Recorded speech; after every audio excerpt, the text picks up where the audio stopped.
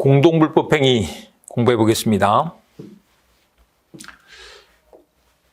앞에서 잠깐 말씀드렸습니다만은 공동불법행위는 정말로 많이 나온다고요. 사실 뭐 별표 5개, 그럼 5개까지도 갈 수 있는데 저는 그냥 3개까지만 딱 했어요. 3개까지. 3개 이상은 없습니다. 네, 3개까지. 근데 공동불법행위는 불법행위를 여러 사람이 공동으로 같이 한 거죠. 그런데 그 공동불법행위에 3가지가 있다는 거예요. 협의의 공동불법행위, 하여간 뭐 같이 모의해서 뭐 사람을 때린다든지 이런 것들이 협의의 공동불법행위가 될 수 있죠. 아니면 뭐 교통사고를 같이 냈어. 협의의 공동불법행위. 그 다음에 가해자 불명의 공동불법행위, 그리고 교사 방조의 경우, 교사는 시킨 거고 방조는 도와준 거죠. 이런 게 공동불법행위가 되는데 이때는 부진정 연대 채무를 부담한다라고 한다. 760조 보시면 수인이 공동의 불법행위로 타인에게 손해를 가한 때는 연대하여 그 손해를 배상할 책임이 있다라고 하는데, 이때 이 공동이 객관적 공동설, 공모나 공동의 인식 이런 건 필요가 없다 이렇게 말해요. 예를 들면 자동차 추돌 사고로 사람이 다치거나 뭐 죽거나 이런 경우 한번 생각해 보자고요. 근데 추돌 사고 같은 경우는 서로 짜고 한 건 아니죠. 근데 그런 것들도 공동 불법행위가 될 수 있다는 것이에요. 이게 객관적 공동설이다. 만약에 공모나 공동의 인식이 있어야 돼. 그러면 그런 것들은 공동 불법행위가 안 될 거 아니에요. 될 수 있다. 그리고 이제 연대하여 그 손해를 배상할 책임이 있다 그랬는데, 그 연대를 우리 판례는 부진정 연대 채무다라고 이렇게 해요. 부진정 연대 채무가 된다. 그 손해를 배상할 책임이 있다. 그리고 이제 이 항은 공동 아닌 수인의 행위 중 어느 자의 행위가 그 손해를 가한 것인지 알 수 없는 때에도 전항과 같다. 이게 가해자 불명의 공동불법행위인데 이건 증명 책임이 전환됐다라고 한다. 그건 좀 이따 볼게요.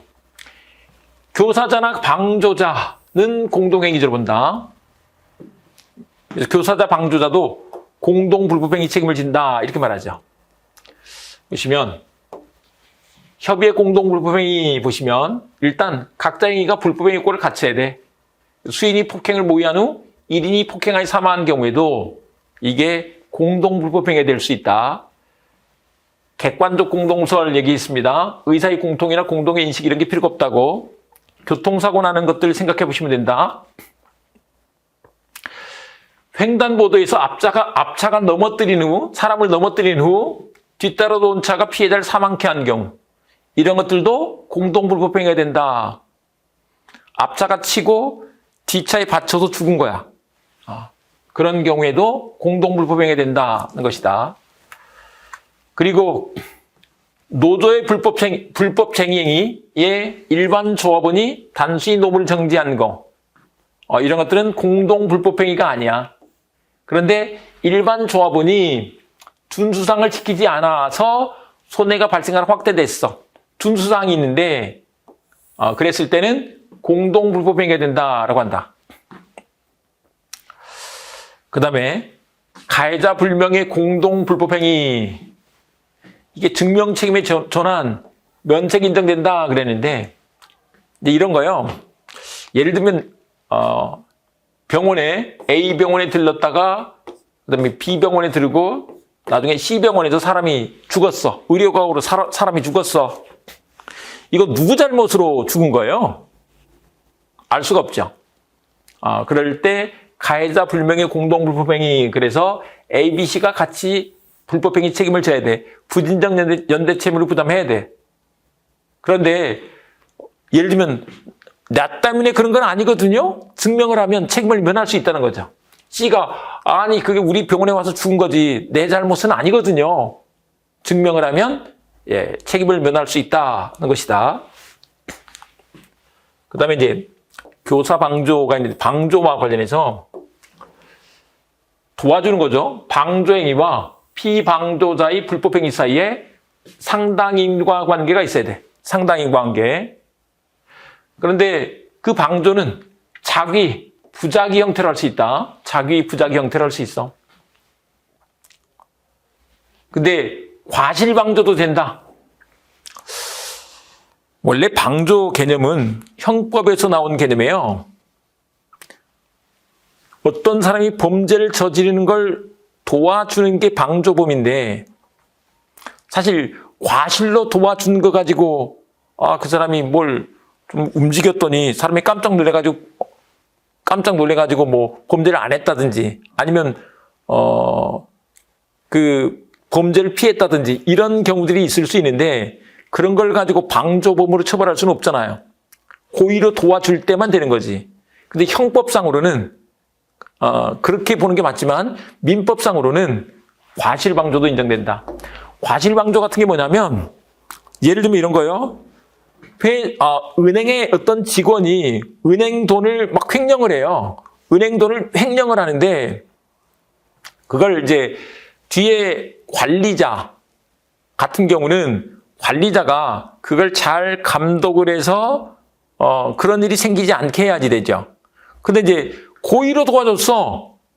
그러면 당연히 공동 불법행위자로 책임지는 게 맞는데 근데 고의로 도와준 것보다는 이제 할 일을 제대로 안 하는 바람에 그 밑에 직원이 돈을 횡령을 했네? 이게 과실방조가 될 수 있다는 거죠. 그래서 공동행위자로서 손해배상 책임을 지는 거야. 이 말인 거죠. 그 다음에 이제 이들이 부진정 연대채무를 부담하는데 부진정 연대채무에 절대적 효력이 있는 거 변대공상이 그렇다. 나머지는 그런 게 아니야.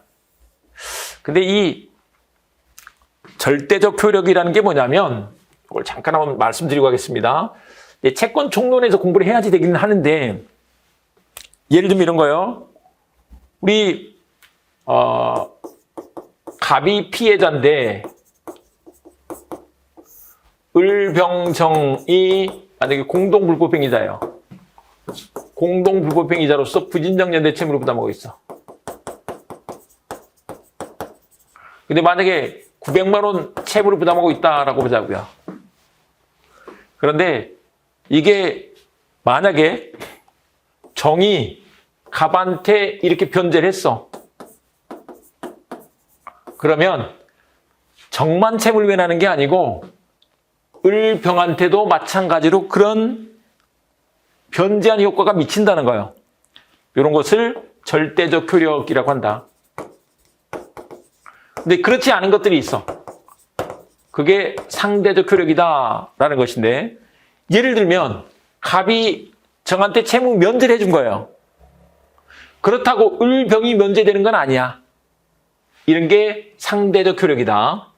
근데 절대적 효력이 있는 것들이 변제, 대물 변제, 그리고 공탁 이것들은 이제 변제하는 거랑 같아요. 상계도 그래.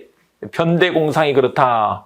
요거는 우리가 채권 총론에서 막 공부를 열심히 할 거기 때문에 여기서 간단히 이렇게 말해줍니다. 여기서 보시면 우리 이행청구가 절대적 효력이 있는 건 아니야. 이렇게 했는데 요거 뭐냐면 우리 이제 연대채무에서는 만약에 갑이 정한테 이행청구를 했어요. 이행청구를 하게 되면 그 이행청구에 따라서 소멸시효가 중단돼. 소멸시효 중단. 이런 게 될 건데 그게 정한테만 그렇게 되는 게 아니고 을병한테도 그렇게 된다는 거예요. 근데 부진정 연대채무에서는 그런 게 아니야. 정한테만 청구했어. 정한테만 이런 효과가 생긴다. 이게 상대적 효력이라고. 됐죠? 그 의미만 좀 파악하고 가시면 되겠고요. 변대공상이 그렇다. 변제, 대물변제, 공탁, 상계가 그렇다. 그런데 이제 구상권 문제가 있어요. 구상권.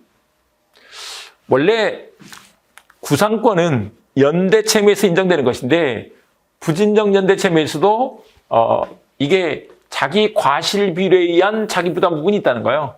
넘는 손해배상을 했을 때 이 구상권이 인정된다. 그런데 그 채무는 원칙적으로 분할 채무야. 근데 구상권자가 과실이 없을 때 그때는 부진정 연대 채무가 된다. 이걸 잠깐 한번 봐보시면 이런 얘기예요. 이 900만 원 채무가 있는데 넘어가서 보자고요. 갑이 피해자, 을병정이 우리 공동 불법행위자로서 부진정 연대 채무를 부담하고 있는데 900만 원 채무를 이렇게 부담하고 있는데 이게 만약에 정이 갑한테 이걸 변제를 했어. 900만 원 전부를 변제를 했어. 근데 이제 따로 말이 없을 때는 이게 n분의 1로 과실 비율이 있다. 그러면 이제 이 900만 원이 각 300만 원씩 부담 부분이 있는 거죠. 1대 1대 1이면 300, 300, 300이잖아요. 그러면 이제 병한테, 을한테 각 300만 원씩 구상할 수 있다. 이런 얘기다. 그런데 만약에 정이 아예 과실이 없는 사람이야. 그랬을 때는 그냥 을병이 부진정 연대 채무를 부담해. 부진정 연대 채무를 부담한다는 것은 을병한테 900만 원 각자한테 900만 원을 다 청구할 수 있다. 이런 뜻이에요. 다 청구할 수 있다라고 해서 900만 원을 두 번 받는 건 아니에요. 한 사람한테 900만 원 받으면 다른 사람한테 또 받을 건 아닌 거죠. 이렇게 되는 것을 말한다. 네. 그런데 이 구상권이 피해자의 다른 공동 불법행위자에 대한 손해배상 채권과는 별개인 거죠. 이거 뭐냐? 우리 보신 것처럼 우리 피해자가 그래서 피해자가 갑입니다. 피해자가 을병한테 구상권, 이 손해배상 채권을 갖고 있잖아요. 여기 구상권이 인정되는데 이 구상권과 갑이 을병한테 갖는 손해배상 채권은 별개잖아요. 그 말인 것이다. 자, 이렇게 해두시고 그 다음에 우리 손해배상 범위와 관련해서 손해배상이 이걸 어떻게 결정하느냐? 가해자들 전원의 행위를 전체적으로 함께 평가한다. 그리고 불법행위에 가공한 정도가 경미하더라도 그렇기 때문에 손해배상액이 일부러 제한될 게 아니야. 우리 부진정 연대 채무는 연대자가 들어가면 뭐라고요? 앞 시간에도 얘기했죠. 전부 급부물을 부담한다. 그리고 과실상계. 피해자의 과실이 있을 때 그것을 공동 불법행위에서 전후대행 과실로 전체적으로 평가한다. 네, 이렇게 말한다. 국가배상법 사건이 있는데 민간인과 직무집행 중인 군인 등의 공동 불법행위로 이 군인이 운전병인데 운전병과 민간인의 둘 간에 이제 교통사고가 난 거예요. 그래서 지휘관이 피해를 입었어. 다른 군인이 지휘관이다. 이랬을 때 민간인은 자신의 부담 부분에 한해서 손해배상물을 부담한다. 그 이상 갚았다고 해서 국가에 대한 구상권을 갖는 것은 아니다. 이렇게 풀어갔다는 거예요. 이게 사실 국가배상법 사건이 우리 시험에 원래는 나올 건 아닌데 옛날에 이게 판례가 시험 문제로 나왔었어요. 그래서 한번 봐주시는 정도로 이렇게 해주시면 되겠고 일단 교재 한번 봐보겠습니다. 자, 760조 1항 협의의 공동불법행위, 가해자 불명의 공동불법행위, 교사 방조의 경우인 것인 거죠. 네, 이렇게 봐주시고 그 다음에 이제 그 세 가지가 이렇게 있다 하는 것을 얘기했죠. 요건에 갖추면 협의의 공동불법행위인데 각자가 독립한 행위로 인정될 때 그럴 때 인정되는 거죠. 행위자에게 고의과실이 있어야 되겠죠. 그리고 각자에게 책임 능력이 있어야 되겠죠. 인과관계가 있어야 되는데 수인이 폭행하기로 모의한 뒤에 그중 1인이 피해자를 폭행하여 사망케 한 경우 모두 공동불법행위 책임을 진다라고 한다. 자, 그다음에 행위의 관련 공동성과 관련해서 객관적 공동설에 따른다 그랬죠. 의사의 공통이나 공동의 인식 필요한 게 아니야. 객관적으로 관련 공동성이 있으면 족하다. 그래서 이런 사건이 있었는데 갑 회사의 차량이 횡단보도성의 피해자를 충격 땅에 넘어뜨리자 뒤따라오던 피고 을 회사의 차량이 피해자의 부위를 역과하여 사망케 한 경우 이 두 가실은 사망에 대한 공동원이 된다. 공동불법행위 책임이 성립한다. 이런 얘기죠. 1968년도 이런 판례다 보니까 되게 오래됐는데 이런 게 많이 있죠. 피해자의 부위를 역과했다. 너무 뭐해서 밑줄을 안 그었는데 부위는 복부를 말하는 거예요. 복부를 이 역자가 치일역자예요. 지날 과자. 한마디로 차가 그냥 누르고 지나간 거죠. 사람이 죽었겠죠. 그랬을 때 공동불법행위가 된다라고 한 것입니다. 그 다음에 각 피용자의 공동과실로 제3자에게 손해를 가한 경우 그때 각 사용자도 공동불법행위자로서 연대책임이 있다. 과실 정도, 각기 과실 정도에 따라 부담 부분이 정해진다라고 한다. 그 다음에 이제 이건 우리 노무사 시험이니까 잘 알아두셔야 되는데 일반 조합원이 불법 행위 시 노동조합 등의 지시에 따라 단순히 노무를 정지한 것 가지고는 공동 불법행위 책임을 지지 않는다. 단순히 노무를 정지한 것만 가지고는 공동 불법행위 책임을 질 게 아니야. 노조는 불법행위가 될지라도 일반 조합원이 불법행위 책임을 질 것은 아니야. 이 말인 거죠. 그런데 그가 노무를 정지할 때 준수해야 될 사항이 있는데 그걸 준수하지 않고 노무를 정지했을 때 그때는 이 배상 책임이 있다. 공동 불법행위 책임을 진다라고 이렇게 한다는 거죠. 네, 이렇게 드시고 그다음에 공동 불법행위 불성립 지나가시고 가해자 불명의 공동 불법행위가 나왔는데 다수의 의사가 의료행위에 관하여 의료사고가 발생했을 때 그러니까 병원에 뭐 A 의사, B 의사, C 의사 아니면 뭐 개인 병원, A 병원, B 병원 그리고 나중에 이제 뭐 대학병원, C 병원 이렇게 갔는데 사람이 죽었어. 누구 잘못으로 죽었느냐 이 말이에요. 이랬을 때 누군지 모르겠네. 그러면 공동 불법행위 책임을 져 일단. 근데 이게 공동 불법행위 책임을 지는 것으로 이렇게 법률상 추정을 해놨죠. 추정이 되면 내 잘못 아니네요. 라는 걸 증명하면 면책될 수 있다는 거죠. 됐고. 그 다음에 교사 방조. 교사는 시키는 거고 방조는 도와주는 것이다. 네. 이런 것인데 특히 방조에 관한 판례가 시험 문제로 나오죠. 근데 방조는 자기 형태로 할 수도 있고 부자기 형태로 할 수도 있다.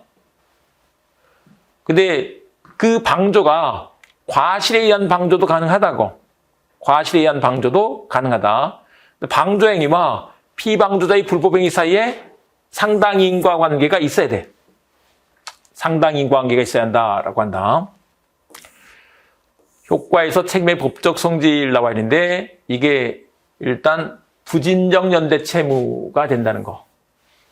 근데 부진정 연대 채무가 됐을 때 요거는 이제 우리 총칙에서 공부한다고요. 변대공상이 절대적 효력이 있는 거야.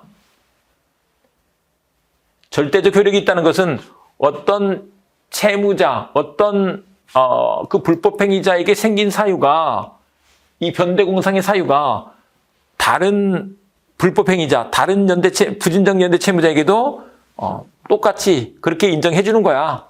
그런 걸 절대적 효력이라고 한다. 근데 이제 절대적 효력 말고 나머지들은 다 상대적 효력이죠. 근데 요거를 외울 필요는 없다고요. 요거 말고 나머지는 다 상대적 효력이다. 이렇게 공부를 하시면 된다고. 됐죠? 그 다음에 손해배상 범위와 관련해서 손해배상을 얼마나 할 것이냐.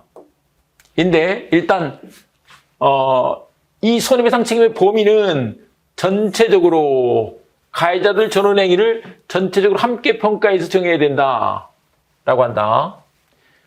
1인이 불법행위에 가공한 정도가 경미하다고 해서 일부러 제한될 것은 아니다. 제한될 게 아니다. 그 다음에 과실 상계할 때도 전원에 대한 과실로서 전체적으로 평가한다. 전체적으로 평가한다. 라고 한다. 자, 됐고. 그런데 이게 있다. 공동불법행위자별로 별개의 소를 제기한 경우, 이때는 과실상계 비율과 손해액도 서로 달리 인정될 수 있다. 소송을 꼭 같이 하는 건 아니니까 따로따로 하다 보면 재판부가 다르잖아요. 근데 재판부가 다르니까 과실 비율도 좀 달라질 수 있다. 이런 얘기인 거죠. 피해자의 부주를 이용하여 불법행위를 저지른 자가 있는 경우 과실상계해야 되느냐? 인데 피해자의 부주를 이용하여 고의로 불법행위를 저지른 자가 과실상계 주장하는 건 안 되죠. 그래서 책임을 감화해달라고 주장할 수 없으나 그러나 그러한 사유가 없는 불법행위자는 과실상계 주장을 할 수 있다. 우리 앞에서 우리 사용자 책임 공부했는데 피용자가 피해자에게 사기를 쳐서 손해를 입혔어. 1,000만 원. 근데 사용자한테 손해배상 청구를 할 때는 사용자 입장에서는 너도 좀 잘못한 게 있네. 내가 다 갚지는 못하겠어. 이렇게 할 수 있다고. 근데 이 공동불법행위에서도 마찬가지로 이게 피해자의 부주를 이용하여 고의로 불법행위를 저지른 자가 야 너도 잘못이 있네. 이렇게 하는 건 안 되지만 그렇지 않은 다른 사람 같은 경우는 과실상계 주장할 수 있다는 것이다. 그다음에 불법행위에서 호의동승으로 책임 제한이 미치는 범위에 관한 문제가 있죠. 한번 그냥 읽어두시면 되고 구상권. 원래 이 부진정연대체에서 이 구상권을 인정하지 않는데 우리 판례가 공동불법행위에서는 구상권을 인정해요. 근데 그 구상권 인정하는 것과 관련해서 이게 과실비율에 따른 부담 부분을 인정한다. 그런데 그 구상권은 자기 부담 부분 이상을 변제했을 때만 인정된다. 자기 부담 부분 이상을 변제했을 때만 인정된다. 요 판례를 한번 보시면 공동불법행위자는 부진정 연대 책임을 지는데 과실 정도에 따라 부담 부분이 정해진다. 근데 그 공동불법행위자 중 한 사람이 자기 부담 부분 이상을 변제했을 때 그때는 이제 구상권을 행사할 수 있다. 이렇게 말하죠. 근데 구상권을 행사할 수 있지만 이건 분할 채무 원칙이 그대로 적용된다. 분할 채무 원칙이다. 그다음에 이 구상권은 피해자의 다른 공동불법행위에 대한 손해배상 채권과는 별개의 독립한 권리다. 그리고 구상권자가 공동면책 행위를 하면 그때부터 구상권이 생겨서 구상권 행사가 가능해요. 구상권 행사할 수 있게 되니까 그때부터 소멸시효 기간이 기산된다. 기산한다. 그 말은 그때부터 샌다. 이런 뜻인 거죠. 자, 됐고. 그 다음에 분할 채무 원칙이 적용되는데 만약에 그 공동불법행위자 측에 과실이 없을 때, 부담 부분이 없을 때, 그때는 부진정 연대 채무로 본다라고 한다. 그 얘기죠. 아까 우리 봤던 분할 채무인데 이게 자신의 부담 부분을 초과해서 변제했을 때만 이 구상권 행사할 수 있다. 이런 얘기죠. 그다음에 구상권의 소멸시효와 관련해서 공동불법행위자 중 1인의 손해배상 채무가 시효로 소멸한 후에 다른 공동불법행위자 1인이 피해자에게 자기 부담 부분을 넘는 손해배상을 했을 경우 그 공동불법행위자는 다른 공동불법행위자에게 구상권 행사할 수 있다. 별개니까 이렇게 판단한다. 이 말인 거죠.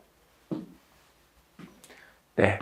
B번도 한번 보시면 되겠고 국가배상법 사건 국가배상법 제2조 제1항 단서의 사건에 해당하는 사건과 관련해서 민간인과 직무집행 중인 군인 등의 공동불법행위로 직무집행 중인 다른 군인이 피해를 입은 경우의 구상권. 그때 그 민간인은 내부적인 관계에서 자기가 부담해야 할 부분이 있는데 그러니까 자신의 부담 부분에 한해서만 손해배상분을 부담하고 국가 등에 대해서는 그 귀책 부분에 구상을 청구할 수 없다. 이렇게 판단한 사건이다.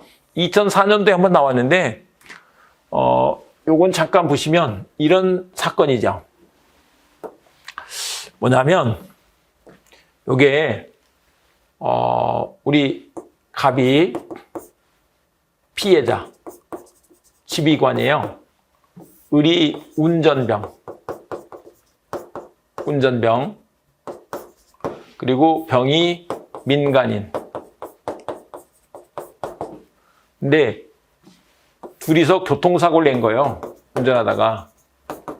일반적으로 택시 운전수, 승객, 그다음에 또 다른 사고 낸 사람이 있으면 두 사람이 같이 그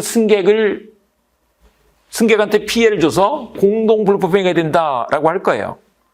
근데 이제 이렇게 국가배상 사건이 문제될 때, 그럴 때는 민간인은 자기 부담 부분만큼만 이행하면 돼. 이 손해배상하면 돼. 이 말이다. 그리고 그 이상 했더라도 이 운전병에 대해서는 이제 국가가 있겠죠.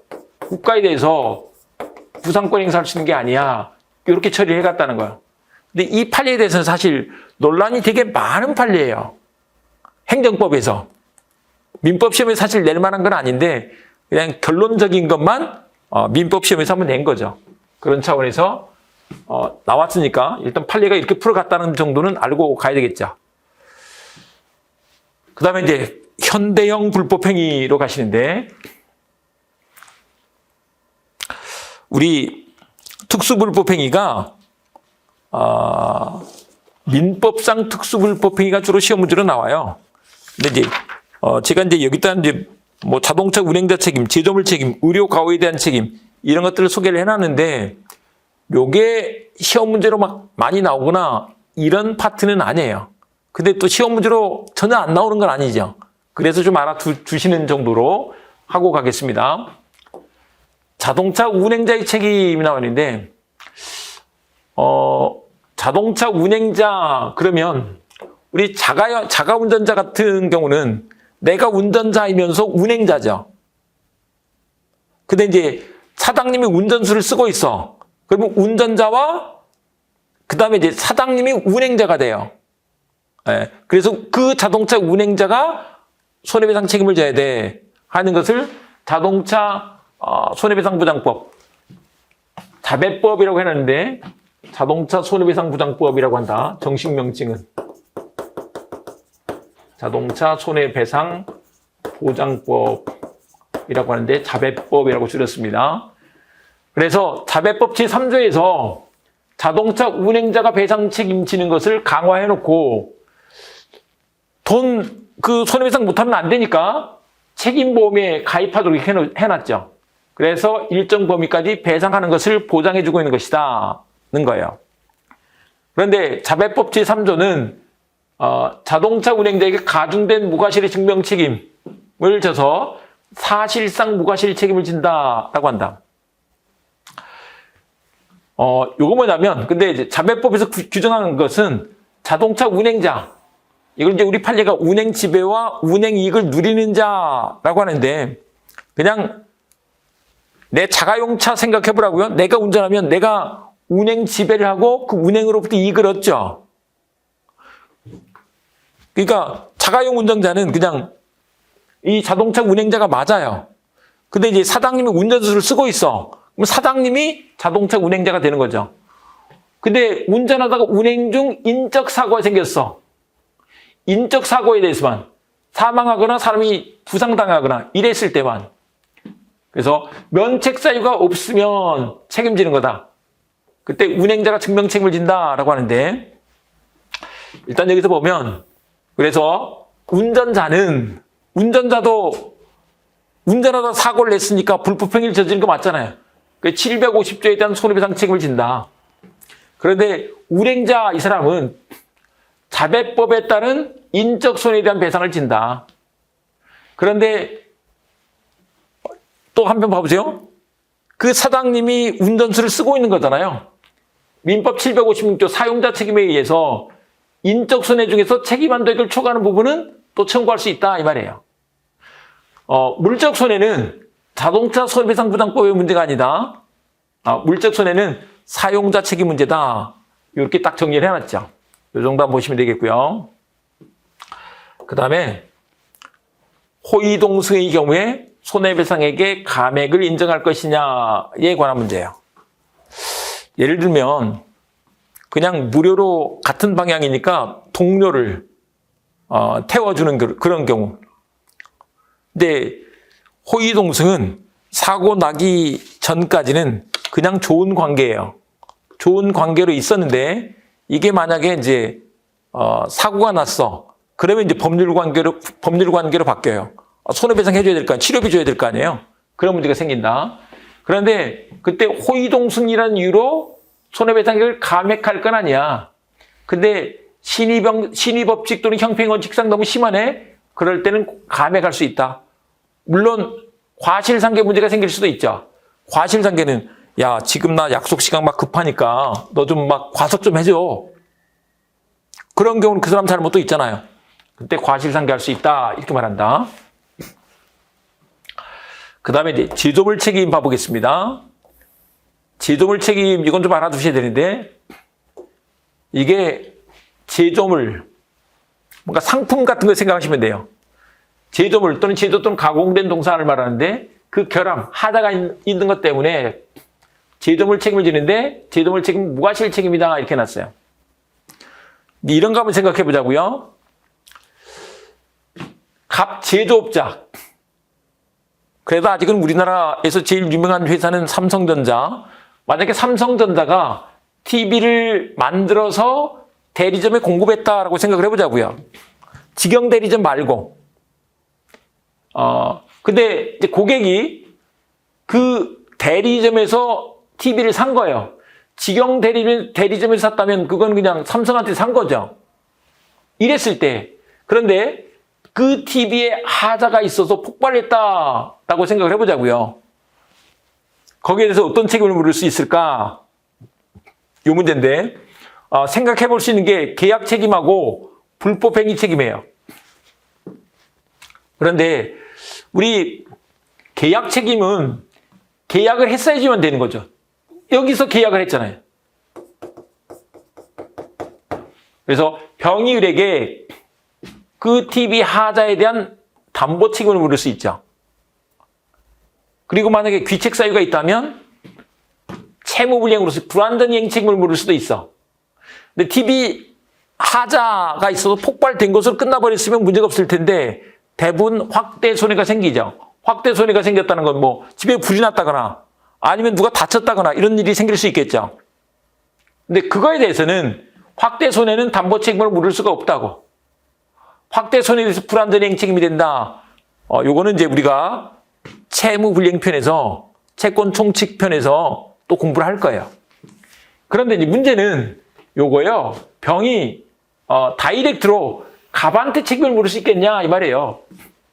삼성전자에다 책임을 물을 수 있겠느냐. 인데 삼성전자는 이 계약 관계에 있는 게 아니기 때문에 채무불이행 책임을 지는 건 아니죠. 불법행위 책임만 검토해 볼 수가 있다. 네가 물건을 잘못 만들어서 나한테 손해를 끼쳤어. 그런데 하자에 대한 책임을 제조물 책임으로 물을 수 있는 건 아니야. 제조물 책임은 거기에 대한 어떤 거? 확대 손해에 대해서만 물을 수 있다는 것이다. 이거 잘 이해해 두셔야 된다. 이 표 잘 이해해 두셔야 됩니다. 제조물 책임의 요건에서 이거는 이렇게 한다. 제조물의 결함으로 인한 확대 손해가 있을 때 확대 손해에 대해서 책임을 묻는다 그랬잖아요. 제조업자가 무과실 책임을 져. 근데 제조업자를 알 수 없을 때는 제조물 공급자가 책임을 진다라고 한다. 외국에서 물건을 사왔는데 제조업자가 누군지 모르겠어. 그러면 그 물건 사온 사람이 있죠. 그 사람이 제조물 공급자로서 손해배상 책임을 진다 이렇게 말한다. 자 이렇게 두시고 그 다음에 이제 의료 과오에 대한 책임이 나오죠. 의료 과오에 대한 책임 이것도 우리 시험에 이제 예전에 나온 적이 있는데 이걸 한번 봐보겠습니다. 환자가 병원에 입원을 했는데 의사가 진료를 잘못한 바람에 이게 의료가오죠. 그래서 뭐 병이 더 커졌다거나 아니면 그것 때문에 사람이 죽었다거나 이런 경우가 생길 수 있죠. 그랬을 때 환자는 어쨌거나 병원에 가서 나 좀 고쳐주세요, 나 좀 치료해주세요 라고 계약을 했잖아요. 근데 그게 제대로 안 돼서 생긴 거니까 계약 책임. 또 한편 그 치료를 잘못해서 내가 더 많이 아프게 만들었잖아요. 불법행위 책임이 될 수 있다라고 한다. 불법행위로 인한 손해배상청구권, 또 채무불이행으로 인한 손해배상청구권 생기는데 이게 둘 다 생겨. 청구권 경합관계에 있다라고 한다. 근데 이때 환자는 뭘 증명해야 될까? 얘 문제예요. 환자의 증명책임인데 우리 채무불이행에서는 채무불이행이 있었다는 사실을 증명을 해야 돼. 우리 보통 이제 의사한테 치료를 맡기는 건 위임계약이다 그랬죠.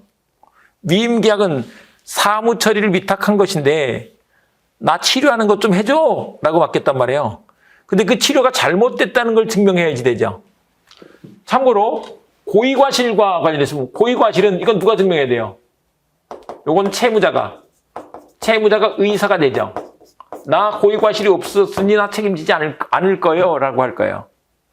그런데 불법행위에서는 의사의 고의과실을 증명해야 돼. 의사가 고의과실을 증명해야 된다고. 그 증명책임, 고의과실의 증명책임만 보면 이게 의사가 고의과실을 나한테 잘못이 없는 걸 입증해야 되니까 그게 더 나을 것 같지만 채무불이행이 있다는 것을 증명하는 게 어렵다는 거죠. 우리가 위임에서 공부를 했는데 위임에서는 꼭 병이 나아야 되는 게 아니라고요. 의사는 그냥 열심히 치료만 해주면 돼. 결과가 나빴다고 해서 이건 진료를 잘못했다 이렇게 판단할 수가 없다는 거예요. 진료를 잘못했다는 것 자체를 증명을 해야 돼. 근데 비전문가가 전문가 아닌 사람이 그걸 어떻게 증명하자고요. 그게 증명이 어렵죠. 근데 불법행위를 통해서 의사의 고의과실이 있다는 걸 증명해서 손해배상 청구하는 게 훨씬 더 낫다는 거죠. 그래서 주로 불법행위 책임으로 많이 가요. 불법행위 책임으로 많이 간다. 네, 이렇게 된다. 그 다음에 또 한 가지 이런 사례 봐보겠습니다. 우리 이제 큰 종합병원, 대학병원 같은 데 가면, 이제 가서 입원 또 치료를 받잖아요. 근데 우리 계약은 누구랑 하는 거예요? 내가 이제 환자인데 병원하고 계약을 맺는 거죠. 근데 병원은 그 고용한 의사를 써서 치료를 해주는 거잖아요. 근데 그 의사가 잘못했어. 그랬을 때 문제예요. 근데 채무불이행 책임은 지금 계약을 이렇게 한 거니까 채무불이행 책임은 채무자가 채무불이행 책임을 지는 거야. 의사는 채무자가 아니니까 채무불이행 책임지는 건 아니죠. 그런데 한편 어쨌거나 진료를 잘못해서 사람이 더 많이 아프게 되거나 죽거나 그렇게 되면 이건 불법행위죠. 불법행위 책임을 져. 간호사 등 의료 보조자도 마찬가지야. 근데 한편 이 사람들은 병원 직원이잖아요. 사용관계가 있어. 불법행위 책임도 된다는 거죠. 그래서 요렇게 청구권 경합이 인정된다는 것이다. 근데 환자는 그래서 병원한테 손해배상 청구할 수 있는데 한편 누구한테도 의사한테도 이 책임을 물을 수 있죠. 그래서 병원과 의사는 부진정 연대 채무를 부담한다 이렇게 말할 수 있다. 부진정 연대 채무가 된다. 됐죠. 그 다음에 의사의 설명 의무에 관해서 봐볼 건데 우리 병원에서 뭐 수술을 한다든지 할 때 이 뭔지 설명을 해줘야 되죠. 약을 투약할 때도 설명을 해줘야 돼. 승낙의 전제로서. 그러니까 그냥 사람 막 잡아다가 수술하면 안 되잖아요. 그거를 그 환자의 승낙을 바꿔야 될 거 아니에요. 환자가 승낙할 수 없을 때는 그 보호자의 승낙을 받아야 될 거 아니냐고. 근데 그 승낙을 받으려면 설명해줘야 된다 하는 거죠. 보통은 이제 인턴들이 와서 설명을 하죠. 근데 만약에 그 설명을 하지 않고 이 수술을 했다. 그러면 승낙권을 침해하는 것이다. 그래서 손해배상을 해야 돼. 근데 이제 그 증명 책임은 의사가 진다. 근데 여기서 좀 더 나가서 설명 의무 위반으로 사망 등 중대한 결과가 발생했어. 근데 그랬는데 설명도 하지 않고 수술했는데 환자가 죽어버렸어. 이런 경우가 되면 어떻게 될까? 근데 환자 측의 증명 내용과 관련해서 이게 자기결정권의 침해를 이유로 한 위자료 청구일 때는 의사가 설명하지 않았다는 것만 증명하면 된다. 근데 그 결과로 인해서 발생한 모든 손해를 청구할 때 그때는 중대한 결과와 설명 의무 위반 사이에 상당 인과관계가 있다는 것까지 증명을 해야 된다라고 한다. 되게 많이 지금 설명해 드린 것이다. 자, 이렇게 하면 이제 특수불법행위가 됐고 불법행위 효과가 나와 있는데 이제 일단 교재를 한번 봐보겠습니다. 자동차 운행자의 책임. 여기는 자세한 걸 제가 막 밑줄도 긋지 않았죠. 처음에 한번 읽어보시는 건 권하긴 한데 이거 자체를 우리 시험에서 낸 적은 없어요. 그래서 급할 때는 지나가도록 하고요. 그다음에 생활방해에 대한 책임 지나가고 제조물 책임으로 가서 보겠습니다. 뭐 이런 것도 문제됐었네요. 달걀 사료를 만들어서 공급을 했는데 그게 결함이 있어서 산란율이 떨어졌어. 확대 손해가 발생한 거죠. 이때 사료 제조자가 지는 책임. 근데 제조물 그 자체에 하자가 있을 때는 그냥 담보 책임 문제다. 제조물 책임법의 적용 대상이 아니다. 근데 확대 손해의 경우에 있어서 확대 손해의 경우에는 채무 불이행으로 인한 손해배상 청구나 불법행위로 인한 손해배상 청구로 간다. 확대 손해에 대해서는 하자 담보 책임으로 가는 게 아니라고. 우리 도해식민법 핵심 정리를 보시면서 정리해 보시기 바랍니다. 그런데 제조물에 결함이 있을 때 피해자와 제조자 사이에 피해자가 제조자, 그 삼성전자한테 계약 관계가 있는 것은 아니기 때문에 이게 계약 책임을 물을 수는 없어. 불법행위 책임을 물을 수밖에 없다는 거죠. 그런데 2001년에 제조물 책임법을 만들어서 이 제조업자의 무과실 책임을 규정하고 있다라는 거죠. 자, 됐고. 그 다음에 이제 제조물 뜻을 보시고, 그 다음에 제조물 책임의 성립요건에서 결함의 존재. 제조물 결함이 있을 때 인정되는데 이것은 무과실 책임이다. 무과실 책임. 그 다음에 됐고. 확대 손해가 발생했을 때 인정된다. 생명, 신체 또는 재산에 손해가 발생한 경우에 TV가 폭발함으로써 그 집에 불이 났거나 아니면 그 집 사람들이 다치거나 이랬을 때 문제되는 거죠. 제조물에 대하여만 발생한 손해에 대해서는 이게 제조물 책임법의 대상이 아니다. 이때는 그냥 계약 책임으로 가야 돼. 그래서 담보 책임을 묻거나 아니면 이게 귀책 사유가 있다면 채무불이행 책임으로 갈 수 있는 것인 거죠. 그래서 이때는 이제 보통 피해가 제품 자체만 있을 때 그때는 하자 담보 책임 문제가 된다는 것인 거죠.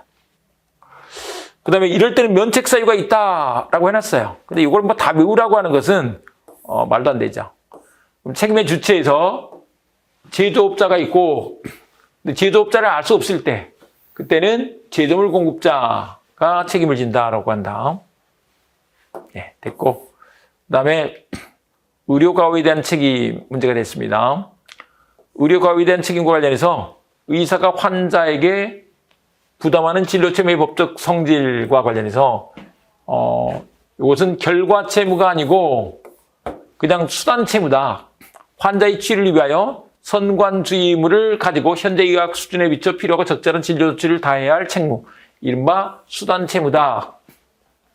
그래서 진료의 결과를 가지고 바로 진료 채무 불이행 사실을 추정할 수는 없으며 이란이 치는 진료를 위한 검사 행위에 있어서도 마찬가지다. 이게 위임계약의 성질이 있기 때문에 그래요. 위임계약이 돼서 수단채무다라는 거죠. 그 다음에 생명과 관련된 진료의 거부 또는 중단과 관련해서 우리 특별한 사정이 없는 한 환자는 자유로이 의료계약을 해지할 수 있다. 이게 위임계약이니까 해지의 자유가 있잖아요. 근데 환자의 자기결정권이 보장되는 범위 내에서는 제공되는 진료행위 내용 변경을 요구할 수 있다라고 한다. 그런데 환자의 생명과 직결되는 진료행위를 중단할 것인지 여부는 극히 제한적으로 신중하게 판단해야 한다. 근데 이게 연명치료 중단과 관련해서 나 더 오래 더 살고 싶지 않아요. 나 산소호흡기 떼주세요. 뭐 등등 이런 것들과 관련해서 이렇게 판단한 사례가 있더라는 것인 거죠. 그다음에 이제 의사의 과실과 관련한 것들이 나와 있고, 네, 과실 및 인과관계 증명, 설명 의무가 나와 있는데 설명 의무는 이게 승낙을 얻기 위한 전제로 인정된다. 침습이라고 했는데 뭐 수술 같은 것들을 침습이라고 다 이렇게 표현을 한 것입니다. 그다음에 설명 의무 위반의 효과. 설명 의무를 위반하고 그냥 수술했어. 그러면 승낙권을 침해하는 위법한 행위가 된다. 손해배상해야 돼 이 말인 거죠. 그런데 그 설명을 위반한 채 환자에게 사망 등의 중대한 결과가 발생했을 때, 근데 그때 자기결정권을 행사할 수 없게 된 데 대한 위자료만 청구할 때는 나 설명 못 받았어. 설명 결의 내지 부족으로 선택의 기회를 상실했다는 사실만을 증명하면 족하다. 그런데 모든 손해를 청구할 때, 그때는 설명 의무 위반 내지 승낙 취득 과정에서의 잘못과 이 사이에 상당히 관계가 있었다는 것까지 다 증명을 해야 돼. 네, 돼 있고요. 그다음에 책임 주체의 확대가 나와 있는데, 책임 주체의 확대는 이 의료 과오 책임은 진료 의사가 부담하는 거죠. 그런데 만약에 이게 사업주가 있어, 그러면 사업주는 사용자 책임 또는 채무 불이행 책임을 부담한다라고 한다. 이 사업주가 지금 종합병원이 되는 거예요. 종합병원이 된다. 네, 이렇게 되죠. 자, 이렇게 되고요.